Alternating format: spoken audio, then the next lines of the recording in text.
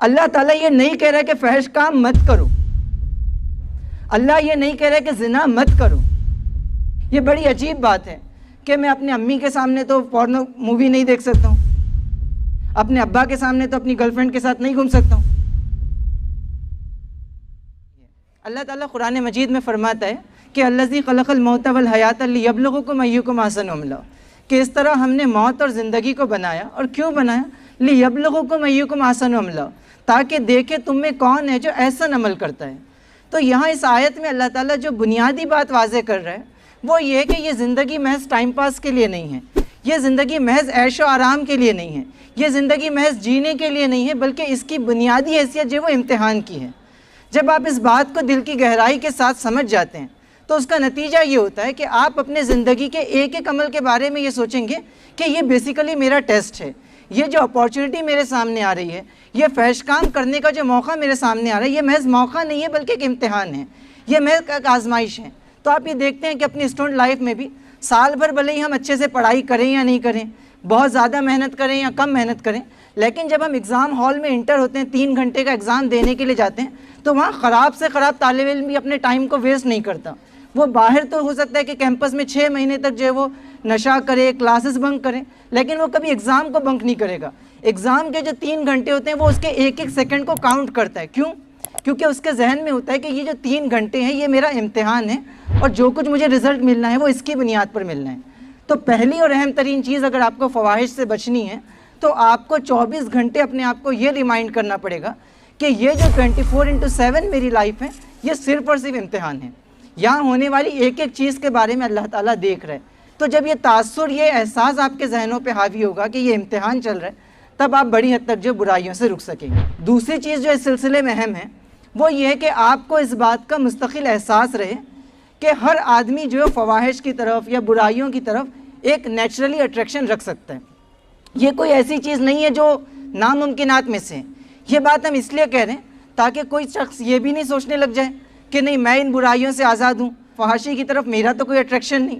وَنَفْسٍ وَمَا سَوَّاهَا فَأَلْهَمَهَا فُجُورَهَا وَتَقْوَاهَا، قسم ہے اس ذات کی جس نے نفس انسانی کو بنایا، فَأَلْهَمَهَا فُجُورَهَا وَتَقْوَاهَا، پھر اس کی نیکی اور اس کی بدی اس پر الہام کر دی گئی۔ تو ہر انسان کے اندر اللہ تعالیٰ نے نیکی اور بدی دونوں کا دائیا رکھا ہے، نیکی اور بدی، اچھے اور برے دونوں کام کرنے کی صلاحیت رکھی ہے، اچھائیوں کی طرف بھی اٹریکشن رکھا ہے، برائیوں کی طرف بھی اٹریکشن رکھا ہے۔ تو آپ غلطی سے بھی یہ تاثر ذہن میں نہیں لائیں کہ میں تو بہت بڑا ہوں، یا میں بہت مذہبی فیملی سے ہوں، یا میں جو روزانہ جو وہ اچھے کام کرتا ہوں، اس وجہ سے میں کبھی فحاشی کے ٹریپ میں نہیں پھنسوں گا۔ ہم میں سے ہر آدمی کے لیے اس بات کا امکان ہے کہ جو فحاشی کے چنگل میں پھنس جائیں۔ اس اعتبار سے ہر شخص کو الرٹ رہنے کی ضرورت ہے۔ ایک تو وہ نفس امارہ جو ہمارے اندر موجود ہے، وہ میرے اندر بھی موجود ہے، آپ کے اندر بھی موجود ہے، لڑکوں میں بھی موجود ہے، لڑکیوں میں بھی موجود ہے، ایون اولیاء اللہ کے اندر بھی وہ موجود تھا۔ فرق یہ تھا کہ وہ اس نفس کو کنٹرول کیا کرتے تھے۔ تو دوسری اس بات کو بہت اچھے سے سمجھ جائیں کہ آپ میں سے، مجھ میں سے ہر آدمی جو ہے وہ شیطان کا شکار ہو سکتا ہے، نفس کا شکار ہو سکتا ہے۔ اس اعتبار سے ہم کو الرٹ رہنا ہے، ہم میں سے کوئی شخص فرشتہ نہیں ہے۔ تیسری چیز اس بات کو سمجھیں کہ یہ جو جنسی میلانات ہوتے ہیں، یہ جو ڈیزائرز ہوتی ہیں، یہ جو خواہشات ہوتی ہیں، یہ فطری ہیں، اور اس کو اللہ تعالیٰ نے انسان کے اندر فطری طور پر رکھا ہے۔ تو اسلام اس کو کرش نہیں کرتا، اسلام اس کو ختم نہیں کرتا، اسلام اس کو بین نہیں کرتا۔ اسلام کرسچینٹی کی طرح رہبانیت نہیں سکھاتا کہ آپ ایک کام یہ کیجئے کہ آپ دنیا چھوڑ دیجئے، آپ شادی بیاہ مت کیجئے، آپ جو ہے وہ دنیا سے کٹ جائیے، آپ کلچرل ایکٹیویٹیز سے کٹ جائیے، آپ آرٹ سے دور ہو جائیے، آپ پورے انٹرٹینمنٹ سے دور ہو جائیے اور اپنی زندگی کو بالکل جو ہے وہ جنگلوں میں گزاریے، رہبانیت اختیار کر لیجئے۔ سرے سے اسلام اس کی اجازت نہیں دیتا۔ اسلام یہ کہتا ہے، قرآن مجید میں اس بات کی طرف اشارہ کرتا ہے کہ اس دنیا سے بھی اپنا حصہ مت بھول۔ تو دنیا میں جو خیر اللہ تعالیٰ نے رکھا ہے، جو فطری خواہشات اللہ تعالیٰ نے رکھی ہے، یقیناً وہ بھی اہم ہے۔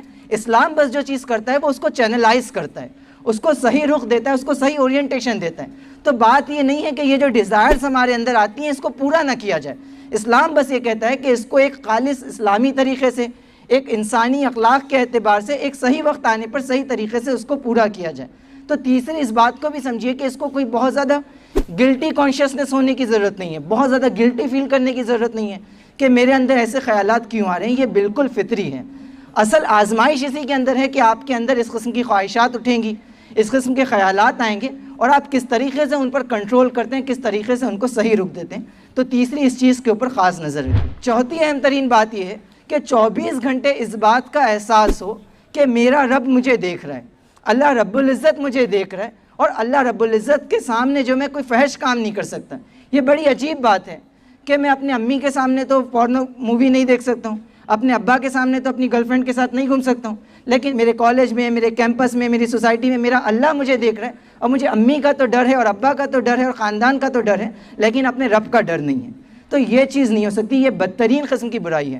اللہ کے رسول صلی اللہ علیہ وسلم ایک حدیث میں فرماتے ہیں، قیامت کے دن کچھ لوگ تہامہ کے پہاڑوں کے برابر نیکیاں لے کر آئیں گے، اور اللہ تعالیٰ ان کی ساری نیکیوں کو ضائع کر دے گا اور ان کو جہنم میں ڈال دے گا۔ صحابہ نے پوچھا اللہ کے رسول ایسا کیوں ہوگا؟ تو اللہ کے رسول فرماتے ہیں کہ وہ ہم میں سے ہی ہوں گے، وہ کوئی بہت عجیب اجنبی قسم کے لوگ نہیں ہوں گے، وہ نمازوں کے پڑھنے والے ہوں گے، وہ قرآن مجید کے پڑھنے والے ہوں گے، لیکن ان کی کمزوری اور ان کی برائی یہ ہوگی کہ جب وہ تنہائی میں ہوں گے، جب وہ اکیلے میں ہوں گے، تو اللہ کی حرام کی ہوئی چیزوں کو حلال کر لیں گے۔ یعنی کہ جب پبلک لائف میں ہیں، جب لوگوں کے سامنے ہیں، اس وقت تو سارے اچھے کام کر رہے ہیں، لیکن جیسے ہی تنہائی کا موقع ملتا ہے، جب وہ اکیلے ہوتے ہیں، ہاتھ میں موبائل ہوتا ہے، کوئی ساتھ میں نہیں ہوتا، انٹرنیٹ کنیکشن ہوتا ہے، تو اس وقت وہ فیس بک پہ کیا کرتے ہیں، اس وقت وہ کس سے چیٹنگ کر رہے ہیں، اس وقت وہ کیا سرفنگ کرتے ہیں، اس وقت وہ کیا سرچ کر رہے ہیں، اس وقت وہ کن لوگوں کے ساتھ انگیج ہو رہے ہیں۔ یہ وہ چیز ہوگی جس کے بارے میں اللہ کے رسول فرما رہے ہیں کہ تنہائی میں جب حرام کام کا موقع ملے تو وہ کر گزرتے ہیں۔ اگر کوئی کام ایسے کرتا ہے تو اللہ کے رسول فرما رہے ہیں کہ اس بات کا امکان ہے کہ آپ تہامہ کے پہاڑوں کے برابر نیکیاں لے کر جائیں اور آپ کی ساری نیکیاں ضائع ہو جائیں۔ تو کہیں ایسا نہیں ہو کہ آپ ایک طرف نیکیوں کا انبار لگائیں، دوسری طرف گناہ بھی کرتے رہیں، اور at the end of the day جب آپ قیامت کے دن اللہ کے پاس پہنچے تو آپ کے ان گناہوں کے نتیجے میں آپ کی نیکیاں ضائع ہو جائیں۔ یہ بڑی اہم چیز ہے۔ اب اگلی چیز جو میں آپ سے کہوں گا کہ یہ جو ساری سچویشن ہے، اس میں ایک اور اصول بہت اچھے سے سمجھیں۔ جو آیت یہاں بیان کی گئی ہے اس میں اللہ تعالیٰ فرما رہا ہے کہ لا تقربوا الفواحش، یا دوسری جگہ فرماتا ہے لا تقربوا الزنا، زنا کے قریب بھی مت جاؤ، فحش کاموں کے قریب بھی مت جاؤ۔ یہاں ایک بہت اہم نقطہ ہے، دیکھیے وہ کیا ہے۔ اللہ تعالیٰ یہ نہیں کہہ رہا ہے کہ فحش کام مت کرو، اللہ یہ نہیں کہہ رہا ہے کہ زنا مت کرو، وہ کہہ رہا ہے کہ اس کے قریب بھی مت جاؤ۔ ان دونوں میں ایک بہت مائنیوٹ سا فرق ہے۔ دیکھیے جب شیطان انسان کے پیچھے لگتا ہے تو شیطان مختلف ہیلوں بہانوں سے اس کو بھڑکانے کی کوشش کرتا ہے، تو وہ انسان کو مطمئن کرتا ہے۔ انسان بیسیکلی کیا کرتا ہے؟ صرف اپنے ضمیر کو مطمئن کرتا ہے۔ وہ یہ کہ نہیں، میرے دل میں تو وہ تو میری صرف دوست ہے یا صرف بہن ہے، میرے دل میں کوئی بری چیز نہیں ہے، ہم تو ساتھ میں بیٹھ کے صرف گھوم رہے ہیں، ساتھ میں صرف بات چیت کر رہے ہیں، ہمارے دل میں کوئی برائی نہیں ہے۔ تو اس طریقے سے انسان جو وہ اپنے آپ کو مطمئن کرنے کی کوشش کرتا ہے، میں تو کوئی فحش کام نہیں کر رہا ہوں، میں تو بس نارمل سی بات کر رہا ہوں، نارمل چیٹنگ کر رہا ہوں، ہم تو بالکل دوستوں کی طرح رہتے ہیں، ہمارے دل میں کوئی برائی نہیں ہے۔ اصل پردہ تو آنکھوں کا پردہ ہے، اصل پردہ تو دل کا پردہ ہے، برقعے کی کیا ضرورت ہے؟ تو یہ جو ساری چیزیں ہیں، یہ بیسیکلی جو وہ انسان اس قسم کے آرگومنٹ کریٹ کرتا ہے اپنے نفس کو مطمئن کرنے کے لیے۔ اللہ پوری وضاحت کے ساتھ کہہ رہا ہے کہ آپ کو فحش کے قریب نہیں جانا ہے، یعنی کہ وہ کام جو برے ہیں وہ تو کرنے ہی نہیں ہیں، لیکن وہ ساری چیزیں جس کے ذریعے سے برائی کی طرف جانے کا امکان ہے، اللہ تعالیٰ اس کو بھی روک دیتا ہے۔ اس کی اجازت نہیں دیتا کہ آپ باؤنڈری وال پہ چڑھتے رہیے اور آپ بولے کہ میں کنویں میں تھوڑی گر رہا ہوں، میں تو جو وہ منڈیر پہ چل رہا ہوں۔ اللہ تعالیٰ یہ کہتا ہے کہ اگر آپ اس چیز کی طرف جائیں گے، اس کے قریب جائیں گے، تو قوی امکان ہے کہ آپ اس میں پھنس جائیں گے۔ اب اگلی چیز جو میں آپ سے کہوں گا وہ سورہ یوسف کے حوالے سے۔ قرآن مجید میں ان تمام چیزوں کا بہت پیارا جواب اللہ تعالیٰ دیتا ہے۔ میں آپ کو ایک اسائنمنٹ ضرور گزارش کروں گا کہ آپ جانے کے بعد لازماً جو ہے وہ سورہ یوسف کا مطالعہ ترجمے کے ساتھ کریں، اور سورہ نور کا بھی ہو سکے تو کریں۔ سورہ یوسف میں اللہ تعالیٰ بہت انٹرسٹنگ پکچر بتاتا ہے جو آج کے ہمارے دور سے بہت کنیکٹ ہیں۔ ہوتا یہ کہ سیدنا یوسف علیہ السلام عزیز مصر کے گھر میں ہیں۔ جب سیدنا یوسف علیہ السلام بڑے ہوتے ہیں تو اس کے بعد ہوتا یہ کہ وہاں جو عزیز مصر کی بیوی ہے، جس کے بارے میں کہا جاتا ہے کہ وہ زلیخا اس کا نام تھا، وہ جو ہے وہ سیدنا یوسف کو جو برائی کی طرف بلاتی ہے۔ تو یہ وہ چیز ہے جو ہمارے اور اس دور میں کامن ہے۔ اس وقت سیدنا یوسف کے سامنے ایک زلیخا تھی۔ میں اپنے دوستوں سے، اپنے بھائیوں سے کہنا چاہوں گا کہ آج کے اس دور میں ہزاروں زلیخائیں ہیں جو آپ کو اپنی طرف بلا رہی ہیں، اور آپ سے سوال یہ ہے کہ آپ جو ہے وہ سیدنا یوسف کے کردار کو اپناتے ہیں یا نہیں اپناتے ہیں۔ وہ زلیخا جو سیدنا یوسف کے پاس جو تھی، ان کے گھر میں جو تھی، وہ عزیز مصر کی بیوی کی شکل میں تھی۔ یہ آپ کے پاس کیمپس میں ہو سکتی ہیں، یہ کالج میں ہو سکتی ہیں، یہ محلے میں ہو سکتی ہیں، یہ جو وہ ٹی وی پر آنے والی ہیروئنس اور سیلیبریٹیز کی شکل میں ہوگی، یہ سوشل میڈیا پہ جن لڑکیوں سے آپ دوستی کرتے ہیں، جن سے چیٹنگ کرتے ہیں، یہ زلیخائیں ہیں۔ پورن موویز کے اندر جو ولگر چیزیں آپ دیکھتے ہیں، جن لڑکیوں کو آپ دیکھتے ہیں پرفارم کرتے ہوئے، یہ ساری زلیخائیں ہیں جو چاہتی ہے کہ آپ کو جو اپنی طرف بلائے اور اس میں آپ کا رسپانس وہی ہونا چاہیے جو سیدنا یوسف علیہ السلام کا رسپانس تھا۔ آپ دیکھیں سیدنا یوسف علیہ السلام کا رسپانس کیا تھا، آپ اس کو نوٹ کرتے جائیے۔ اللہ تعالیٰ پریکٹیکلی بتاتے ہیں کہ کیا رسپانس سیدنا یوسف علیہ السلام نے فحاشی کے جواب میں دیا۔ جو لا تقربوا الفواحش ہے اس کا پریکٹیکل مینیفیسٹیشن سیدنا یوسف نے کیسے کیا۔ جب زلیخا نے حضرت یوسف کو بلایا تو پہلی چیز جو یوسف علیہ السلام نے کہی وہ کہی معاذ اللہ، میں اللہ کی پناہ چاہتا ہوں، یعنی کہ یہ جو برائی ہے میں اپنی انڈیویجول کیپیسٹی میں اس سے اس وقت تک نہیں بچ سکتا جب تک کہ میرا رب مجھے اپنی پناہ میں نہیں لے لے، میرا رب مجھے نہیں بچا لے۔ تو پہلی چیز، جب بھی برائی کا کوئی موقع آپ کے سامنے آئے، چاہے وہ آپ کا موبائل کے ذریعے سے آئے، سوشل میڈیا کے ذریعے سے آئے، یا پریکٹیکل لائف میں آئے، کیمپس میں آئے، گھر میں آئے، یا محض آپ کے دل میں اس قسم کا کوئی خیال آئے، تو پہلی چیز جو آپ کو کرنی ہے وہ فوراً اللہ آپ کو یاد آ جائے اور آپ کہیں کہ معاذ اللہ، میں اللہ کی پناہ چاہتا ہوں کہ میں اس برائی کی طرف آگے بڑھوں۔ دوسری بات جو یوسف علیہ السلام نے کہی اس عورت سے وہ کیا تھی؟ یوسف علیہ السلام نے کہا کہ میرے رب نے تو مجھے بڑی فضیلت بخشی ہے، اس کے بعد میں یہ کام کروں؟ ایسے ظالم تو کبھی فلاح نہیں پایا کرتے۔ تو دوسرا جو جملہ تھا یوسف علیہ السلام کا اس کے جواب میں، وہ اصل میں اپنی پوزیشن کا اعتراف تھا کہ میرے رب نے تو مجھے بڑی فضیلت بخشی ہے، میرے رب نے مجھے مسلمان بنایا ہے، میرے رب نے مجھے نبی بنایا ہے، میرے رب نے مجھے ہدایت بخشی ہے، اس کے بعد میں یہ کام کروں یہ تو پاسبل ہی نہیں ہے۔